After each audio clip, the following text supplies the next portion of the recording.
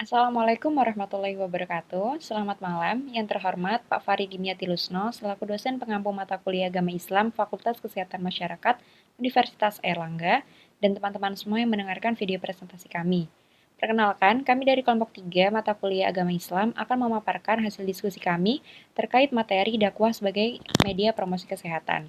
Terdapat 10 anggota pada kelompok 3 ini, yaitu ada Randa Haikal, Mailinda Zoiria, Anggita Putri, Afifa Andriani, Alivia Nezaluna, Ibra Dwi Prayoga, Naufal Aulia Bagas Putra, Magdalena, Faradibah Yasmin, dan yang terakhir ada Aisyah Yasinta. Kemudian, topik presentasi kami dibagi menjadi 5 bab. Yang pertama ada pendahuluan, kemudian dilanjutkan tinjauan pustaka, kemudian ada pembahasan, penutup, dan kemudian akan kami lampirkan daftar pustaka.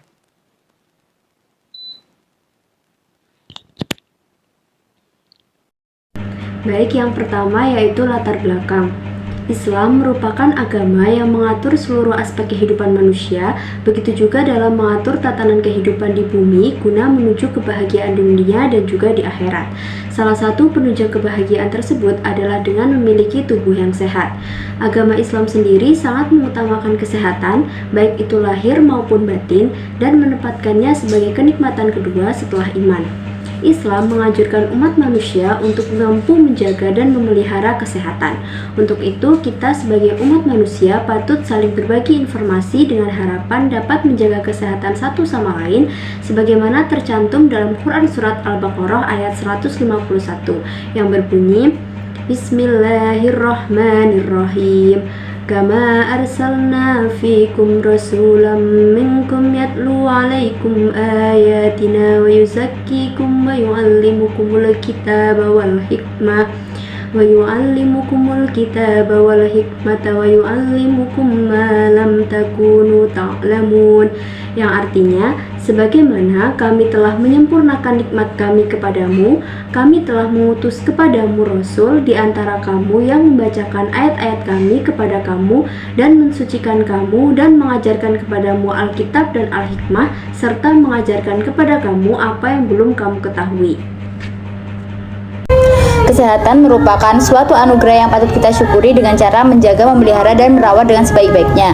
Mensyukuri nikmat sehat berarti menjadikan kesehatan sebagai modal awal untuk terus meningkatkan ketaatan kepada Allah Subhanahu wa Ta'ala. Dalam Islam disampaikan untuk selalu menyebar informasi yang bermanfaat kepada sesama, terutama dalam aspek kesehatan. Informasi kesehatan yang kita berikan atau yang kita sebarkan antar sesama nantinya akan bermanfaat untuk diri kita maupun untuk orang lain. Dan orang yang memberikan informasi tersebut akan dicatat sebagai amal baik oleh Allah Subhanahu wa Ta'ala karena mengajak kebaikan, yaitu menjaga kesehatan. Melalui dakwah, informasi kesehatan yang dibagikan tersebut dapat sesuai dengan ajaran dan syariat Islam. Dakwah diartikan sebagai aktivitas yang bertujuan untuk merefleksikan agama dalam kehidupan sehari-hari. Dari pengertian itulah, dakwah seringkali digunakan sebagai media promosi kesehatan oleh masyarakat dalam memberikan informasi kesehatan. Dari latar belakang yang telah kami jelaskan, berikut rumusan masalah dari topik yang kami bawakan. Yang pertama, apa yang dimaksud dengan dakwah? Yang kedua, apa tujuan dari dakwah? Yang ketiga, apa saja metode yang digunakan dalam menyampaikan dakwah? Yang keempat, apa yang dimaksud dengan promosi kesehatan? Yang kelima, apa saja media promosi kesehatan? Dan yang terakhir, bagaimana pendapat Islam dengan dijadikannya dakwah sebagai media promosi kesehatan? Selanjutnya ada tujuan penulisan.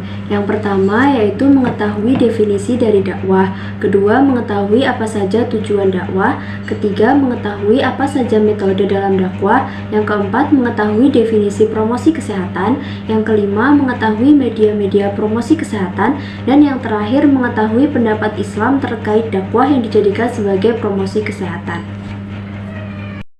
Selanjutnya adalah tinjauan pustaka, di mana yang pertama yaitu definisi dakwah, yaitu menurut Dalino tahun 2011 secara etimologis atau lughatan, dakwah berasal dari bahasa Arab, yaitu diambil dari kata da'a, yad'u, yang memiliki arti menyuruh, mengajak, dan memanggil, dan da'awatan berarti seruan, ajakan, dan panggilan kepada Islam.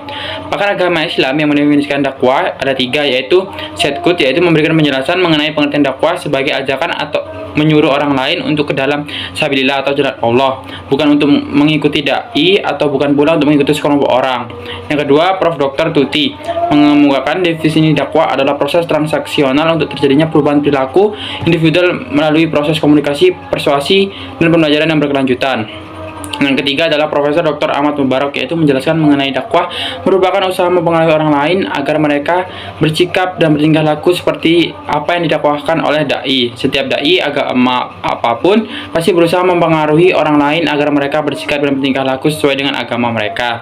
Yang kedua yaitu tujuan dakwah, di mana ada tujuan umum, yaitu terwujudnya kebahagiaan dan kesejahteraan lahir dan batin manusia di dunia dan di akhirat yang diridhoi Allah Subhanahu wa taala.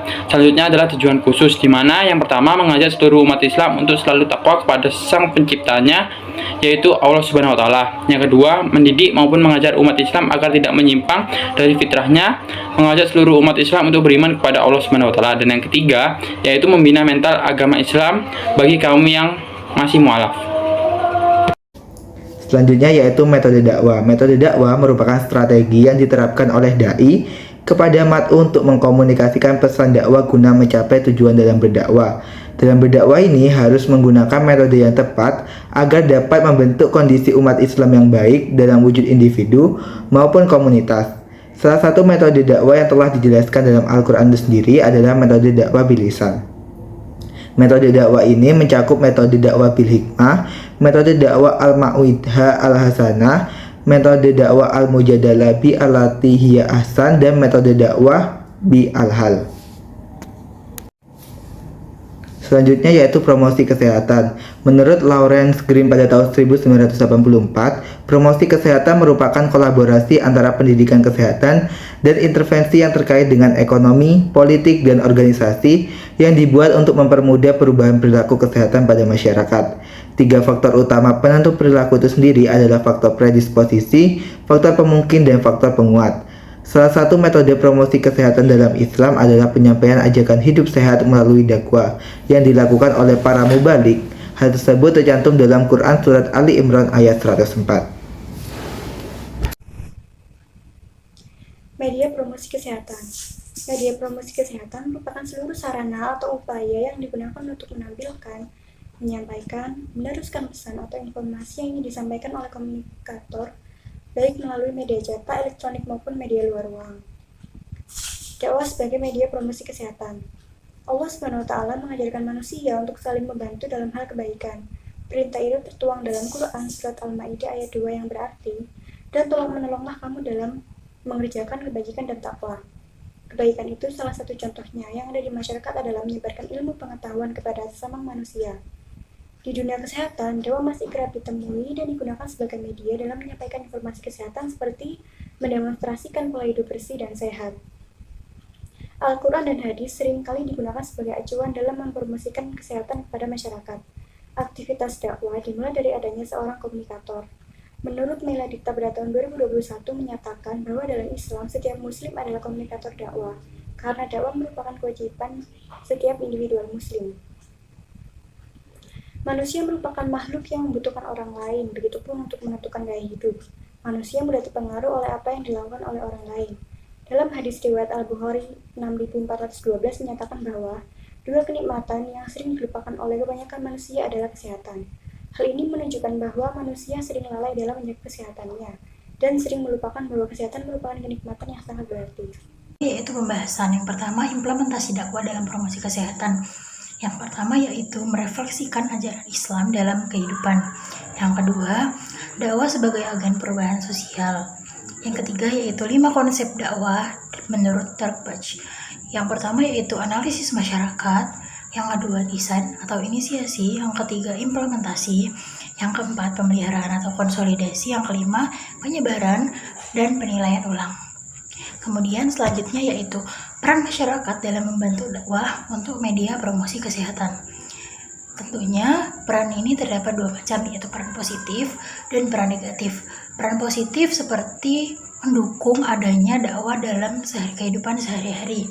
Sedangkan peran negatif memberikan kritik dalam dakwah tersebut. Kemudian komunikasi media dan penyampaian secara langsung. Lalu ada unsur yang melibatkan masyarakat. Yang pertama yaitu dai sebagai pelaku dakwah, mad'u sebagai mitra dakwah, madah sebagai materi dakwah, wasilah sebagai media dakwah, thariqah sebagai metode dakwah, dan yang terakhir atsar sebagai efek dakwah. Efektivitas dakwah sebagai media promosi kesehatan.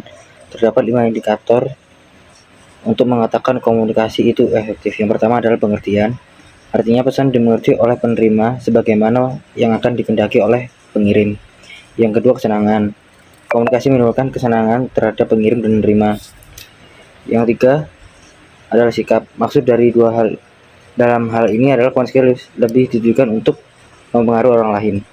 Yang keempat, hubungan sosial yang baik. Manusia sebagai makhluk sosial memiliki kebutuhan untuk menumbuhkan dan mempertahankan hubungan dengan orang lain. Yang kelima, tindakan. Suatu perilaku yang diharapkan sebagai hasil dari proses komunikasi tersebut.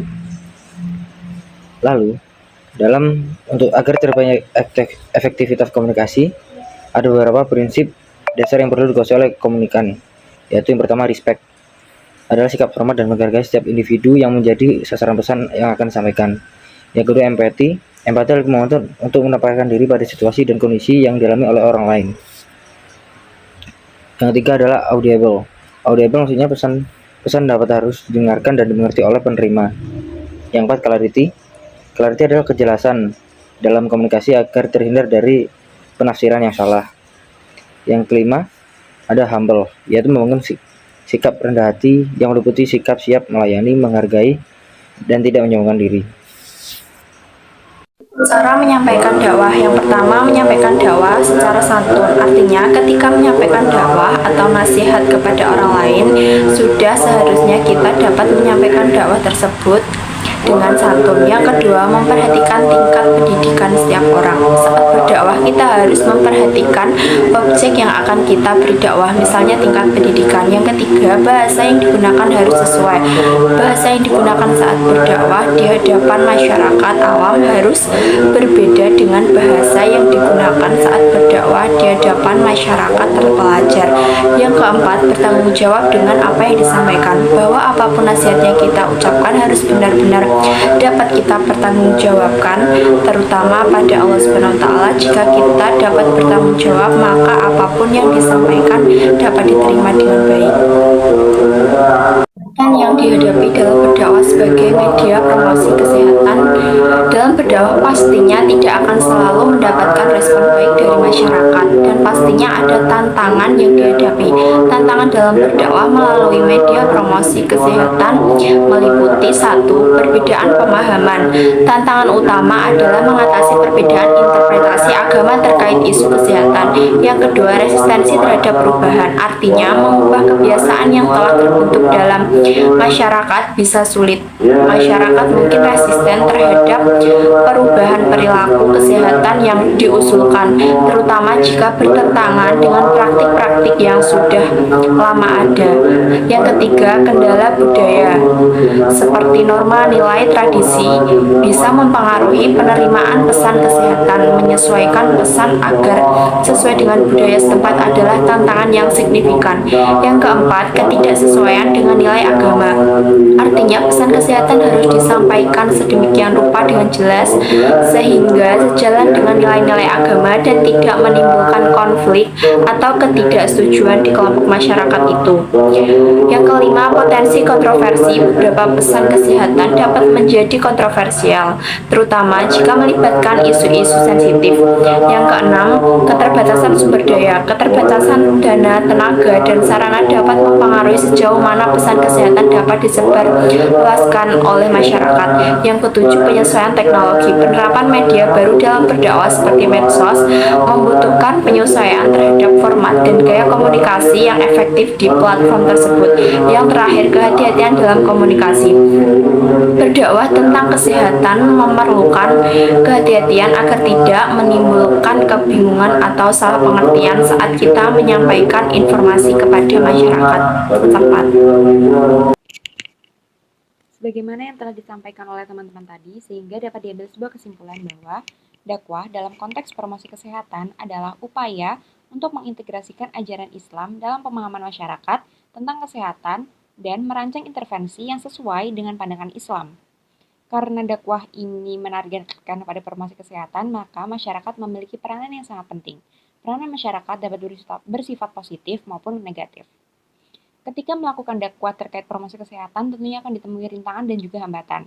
Untuk mengatasi rintangan dan hambatan, maka diperlukan pendekatan yang bijaksana dan sensitif untuk memastikan pesan kesehatan dapat diterima dan diintegrasikan dengan baik dalam kerangka kepercayaan dan praktik agama masyarakat.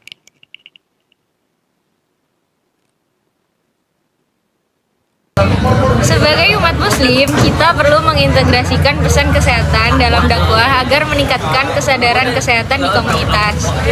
Ini tidak hanya mendukung kesehatan, tetapi juga memperkuat nilai-nilai agama dalam menjaga tubuh sebagai anugerah Allah. Oleh karena itu, pengembangan media promosi kesehatan melalui dakwah perlu menjadi prioritas dengan menyajikan informasi secara menarik dan relevan, serta mengaitkannya dengan ajaran agama. Kita dapat mencapai tujuan meningkatkan kesadaran kesehatan dalam komunitas muslim.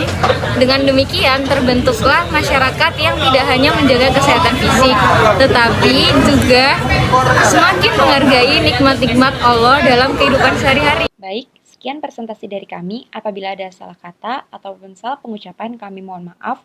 Sekian dari kami. Wassalamualaikum warahmatullahi wabarakatuh.